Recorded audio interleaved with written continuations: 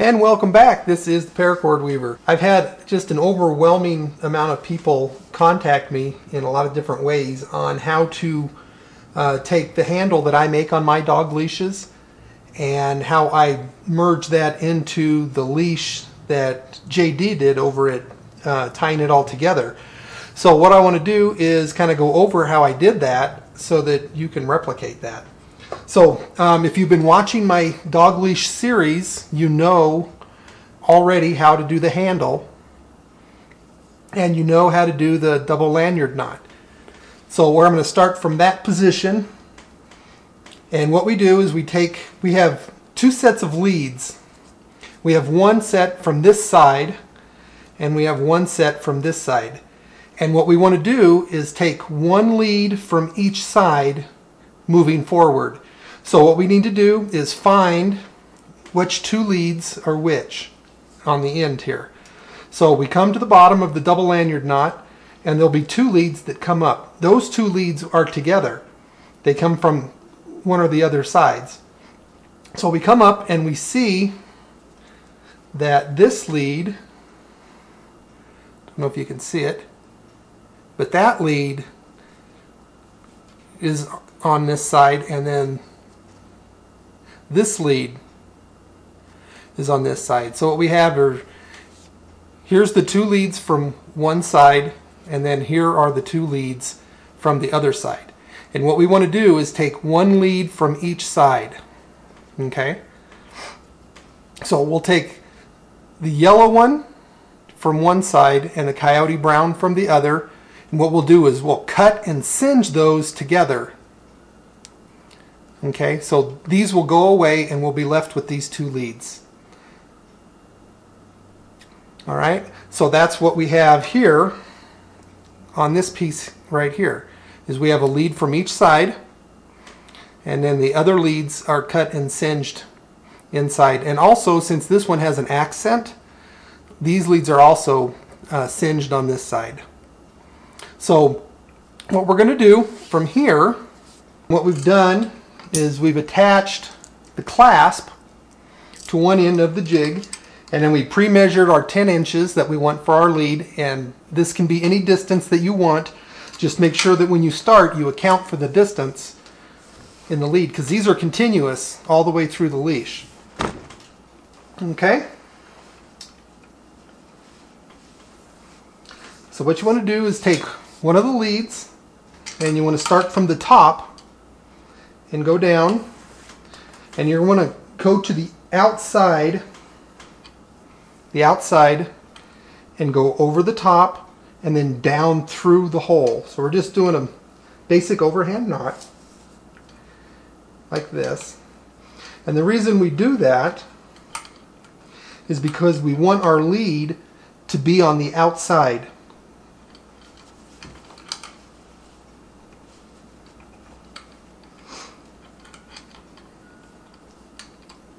Okay, so it looks like this,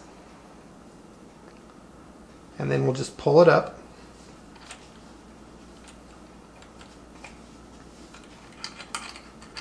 And we'll pull it tight, then we'll come back and adjust that in a minute.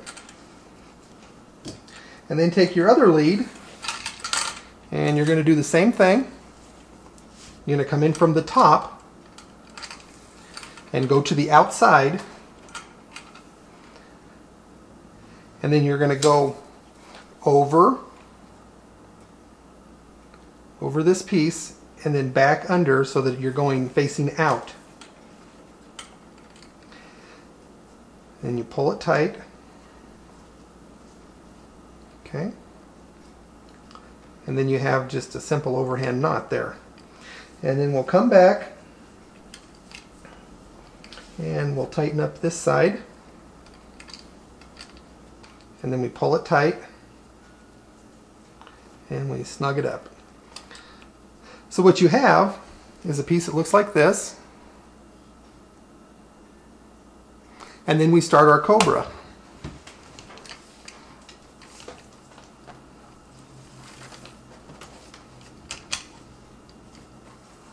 And now what you have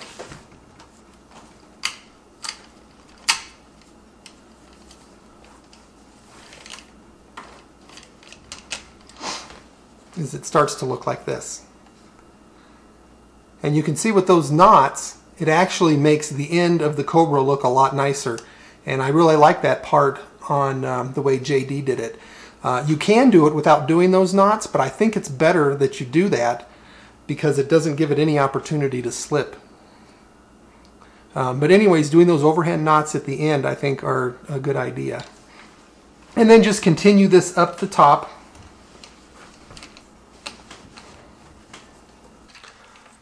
Okay, so as we get closer to the end, you'll see that we're getting close. We want to make sure that we push all of our Cobra lead down here so that it's nice and tight. Because as we get close to the end, we want to finish this off. We want to add extra knots at the end here. So as we push everything down, we're going to make it tight, and we're going to keep adding knots to this end until it's really tight and hard to get the next one in. And then what that does is it will cover up our singe points that we did earlier. And then you can finish this off however you like. You can cut and singe it, or you can do like we do, which is to take these leads and then come underneath, lace them underneath. And with the dog leash, I would recommend going 6. We can get this in focus there. Go up 6 pieces here and then lace these up underneath. And then you can cut and singe those. Singe them together would be good. And then fit them up underneath and work your paracord on top of it so you can't see it. So this is the Paracord Weaver, and that's how you take the leash that JD over at Tying It All Together, what he does, and then incorporating my snake weave handle onto his basic design of having these all be one lead all the way through. So I hope you enjoyed it, and if you have a different way to do it, let us know. You know, we're always looking at doing things different. If there's a better way, we'll do it. So this is the Paracord Weaver. Have a great day, and thanks for watching.